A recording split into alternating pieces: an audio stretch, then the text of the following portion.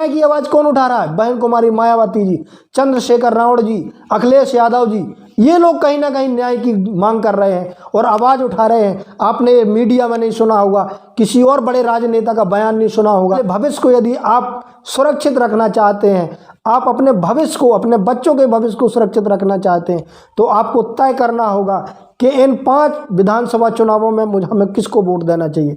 नमस्कार, आदाब, सत श्री अकाल, जय भीम, जोहार। मेरा नाम है कन्हैया कुमार।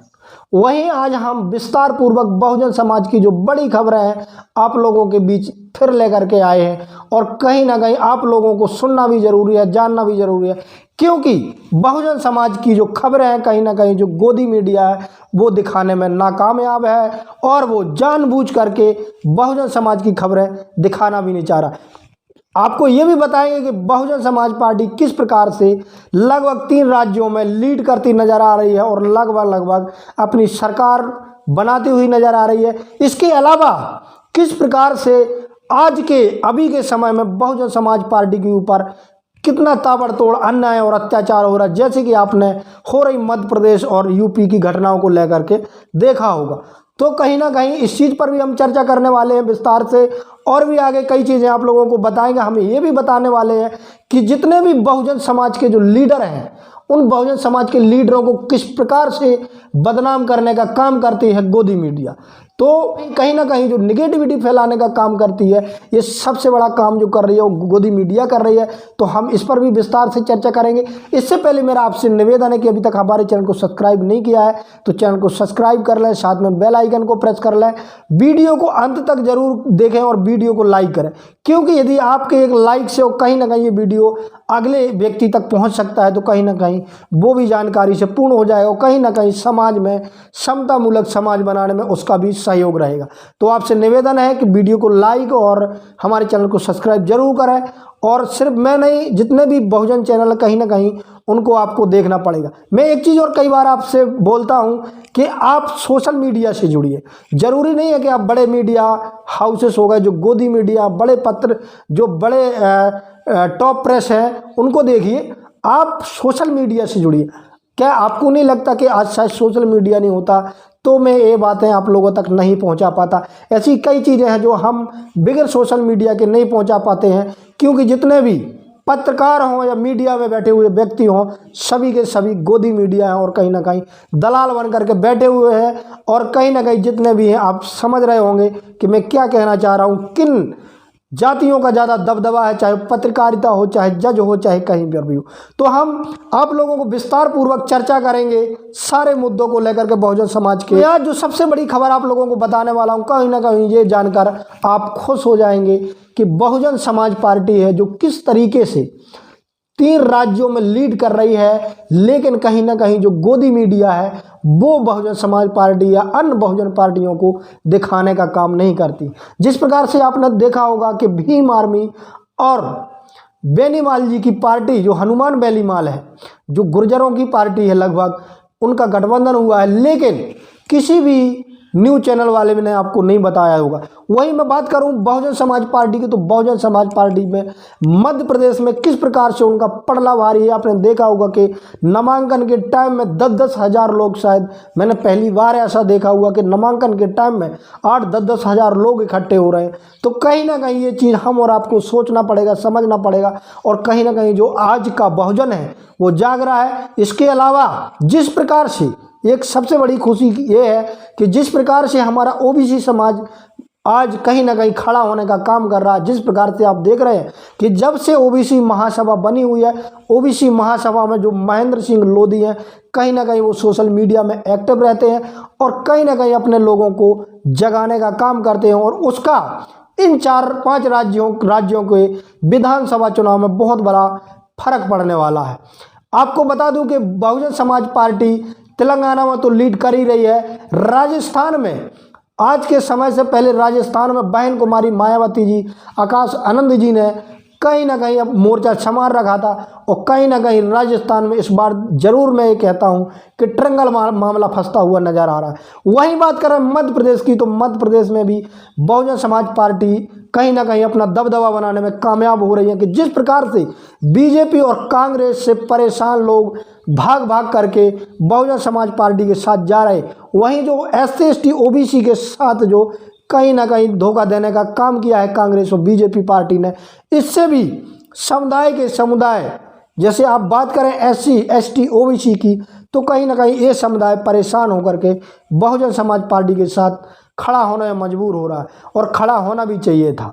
लेकिन ये सोचने वाली बात है, आप इस चीज़ को गहराई से सोचिए कि जब तक हमारे बहुजन समाज के लीडर नहीं होंगे, हमारे बहुजन समाज के लोग सरकारों पर नहीं बैठे होंगे, हमें न्याय कहाँ से मिलेगा, हमारे न्याय की बात कौन करेगा, हमें न्याय कौन दिलाएगा, ये सबसे बड़ा सवाल है आप लोगों के बीच में।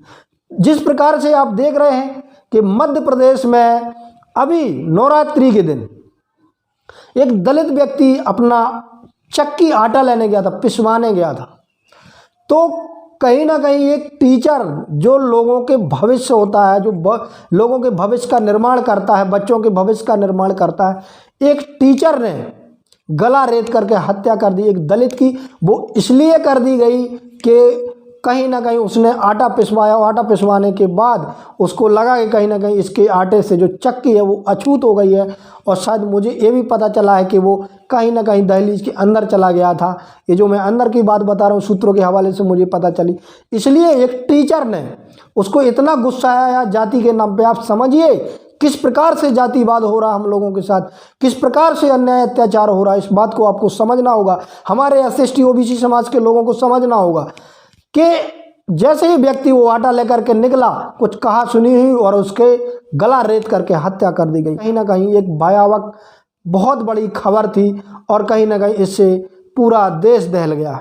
इसके अलावा आपने देखा होगा कि अभी की कहीं ना कहीं जिस प्रकार से अभी देखा होगा कि उत्तर प्रदेश में एक SC कास्ट के ठेकेदार को, जो ठेकेदारी से काम करता था, अपना भरण पोषण करता था किसी तरीके से, तो कहीं ना कहीं उसने एक ठेका ले रखा था काम करवाने का, और जब वो मालिक के पास ठेका का पैसा मांगने जाता है तो उसको मार करके उसके कील तक उसके ठोकी गई शरीर में, और उसको मार करके पेड़ में लटका दिया जाता है।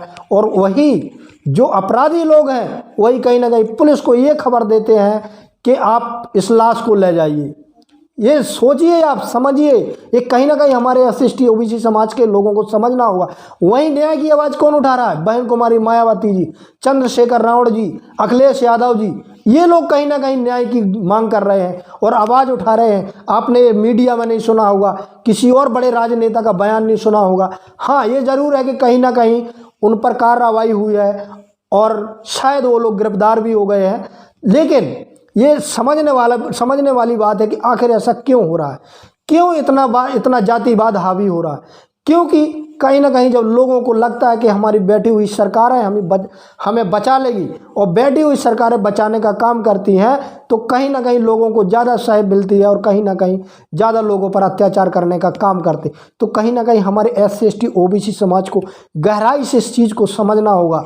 आने वाले भविष्य को यदि आप सुरक्षित रखना चाहते हैं, आप अपने भविष्य को, अपने बच्चों के भविष्य को सुरक्षित रखना चाहते हैं, तो आपको तय करना होगा कि इन 5 विधानसभा चुनावों में हमें किसको वोट देना चाहिए और हमें अपना लीडर चुनना है। इस बात का निर्णय आप लोगों को करना होगा, क्योंकि जिस प्रकार से बैठी हुई सरकारें अन्याय अत्याचार करवाती हैं, जिस प्रकार से मध्य प्रदेश में आदिवासी समाज के लोगों के ऊपर मूता जाता है, वही ढकोसले के लिए माफ़ी मांगी जाती है, कहीं ना कहीं ये सबसे बड़ा पर्याय बन गया है। तो आप और हम आप लोगों को इस चीज़ के बारे में बहुत गहनता से अध्ययन करना होगा। वहीं बात करना चाहूँगा मैं गोदी मीडिया की, कि गोदी मीडिया है किस प्रकार से हमारे बहुजन समाज के लीडरों को बदनाम करने का काम कर रहे हैं। चाहे वो बहन कुमारी मायावती हो, मैं पहले बहन कुमारी मायावती जी की बात कर देता हूं कि वो 4 बार की मुख्यमंत्री रह चुकी हैं, और कहीं ना कहीं जितना विकास उत्तर प्रदेश में उन्होंने किया है, आज तक किसी भी सरकार ने वहाँ पर विकास करने का काम नहीं किया। लेकिन फिर भी गोदी मीडिया को देखिए, करोड़ों रुपए के पत्थर खड़े करवा दिए, ऐसा बोलते हैं, अरबों रुपए के पत्थर खड़े करवा दी। अरे भाई, कहीं ना कहीं उनको लगा कि कोई हमारा सिंबल नहीं थे, हमारे लोगों को घूमने फिरने के लिए जगह नहीं थी, कहीं ना कहीं उन्होंने बहुजन समाज के लिए बनाया। और आज एक चीज़ और बता दूं कि उत्तर प्रदेश में सबसे बड़ा आय का साधन अम्बेडकर पार्क बन गया है। कहीं ना कहीं सरकार को जो सबसे ज़्यादा कमाई करके देता वो अंबेडकर पार्क देता। लेकिन लोगों की मानसिकता देखिए, गोदी मीडिया की मानसिकता देखिए कि किस प्रकार से बहुजन लीडरों को बदनाम करने का काम करते हैं। इस चीज़ को हम और आप लोगों को गहराई से समझना होगा और ये सोच समझ करके आप लोगों को आगे के भविष्य का निर्णय करना होगा कि हमें किस तरफ जाना चाहिए। वहीं देखा जाए, आप देखिए कि लालू प्रसाद यादव के एक चारा घोटाला, यहाँ तक लोग बोलते हैं मीडिया वाले कि चारा खा गया। ये बात देखिए आप किस प्रकार से करते हैं लोग। तो ये सबसे बड़ी जो इनकी रणनीति होती है, इनकी कूटनीति होती है कि हवा बनाओ। अभी आपने देखा होगा किस प्रकार से पांचों विधानसभा चुनाव पांचों राज्यों में जो विधानसभा चुनाव चल रहे हैं, कोई भी मीडिया वाला कभी दो पार्टियों के अलावा तीसरी पार्टी कर लेने का काम नहीं कर रहा है। क्यों नहीं कर रहा है? क्योंकि कहीं ना कहीं उनको लगता है कि यदि कोई बहुजन पार्टी की कहीं ना कहीं हवा बन जाएगी तो कहीं ना कहीं हम लोगों की हवा ना निकल जाए। जिस प्रकार से चंद्रशेखर आज़ाद रावण ने, आपने सुना होगा, उनने कहा है कि हमेशा किसी की सरकार नहीं रहती है, चाहे वो बैठे हुए किसी भी सरकार में जो पदाधिकारी हैं वो अन्याय अत्याचार ना करें, हमेशा किसी एक की सरकार रहने वाली नहीं है। तो यही है, लेकिन वो लोग नहीं इस बात को समझते और अन्याय अत्याचार करवाने का काम करते। लेकिन हम आप लोगों को ये तय करना होगा, हमारे SC ST OBC समाज के लोगों को ये तय करना होगा कि आखिर हमें निर्णय क्या करना है। इस चीज़ को विशेष रूप से आप लोगों को समझना होगा। आप देख रहे हैं तेलंगाना में एक अफसर ने, एक IPS अफसर होते हुए RS प्रवीण ने पूरे तेलंगाना की किस्मत को बदल करके रख दिया। वहाँ की आप शिक्षा व्यवस्था देखिए, आप वहाँ की हॉस्पिटलें देखिए कि किस प्रकार से वहाँ के उन्होंने विकास करने का काम किया है। वही है जो आज जो प्रतिफल उनको मिल रहा है कि वहाँ की जनता उनको जी जान से चाह रही है और कहीं ना कहीं लाखों लोग उनके साथ में चलने का काम कर रहे हैं। और कहीं ना कहीं तेलंगाना में जो देखने को मिल रहा है कि सरकार बनती हुई नजर आ रही है। वहीं मध्य प्रदेश में भी बहन कुमारी मायावती जी ने जो ऐलान किया है, लगभग 12 से 15 ताबड़तोड़ रैलियां करने वाली है। और बहन जी की रैलियों का देखने के लिए तो लाखों लोग उमड़ ही जाते हैं, क्योंकि आप देख रहे होंगे किस प्रकार से जो वहाँ माहौल बनाया जाता है और जो हमारा कहीं ना कहीं बहुजन समाज इकट्ठा होता है, कहीं ना कहीं वो लोग लुक छुप के देखते हैं जो शायद बहुजन समाज पार्टी को देखना पसंद नहीं करते। तो लगातार बहुजन समाज पार्टी बहन कुमारी मायावती जी लगभग 12 से 15 मध्य प्रदेश में जो है अपनी सभाएं करने वाली हैं। कहीं ना कहीं इससे और ज़्यादा फर्क पड़ेगा। जैसे कि आप लोगों को पता होगा कि अभी वैसी SC ST OBC समाज BJP और कांग्रेस से नाराज चल रहा है। कहीं ना कहीं लगभग 3 राज्यों में बहुजन समाज पार्टी लीड करती हुई नजर आ रही है।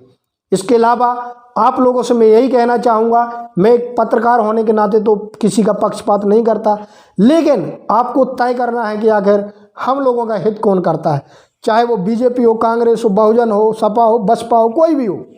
ये आप लोगों को तय करना होगा कि वोट हमें किसको देना है। अंत में BMM News 90 की आपसे गुजारिश है कि अभी तक हमारे चैनल को सब्सक्राइब नहीं किया है तो चैनल को सब्सक्राइब कर लें, साथ में बेल आइकन को प्रेस कर लें, वीडियो को लाइक ज़रूर करें और कमेंट के माध्यम से अपनी प्रतिक्रिया ज़रूर दें। धन्यवाद।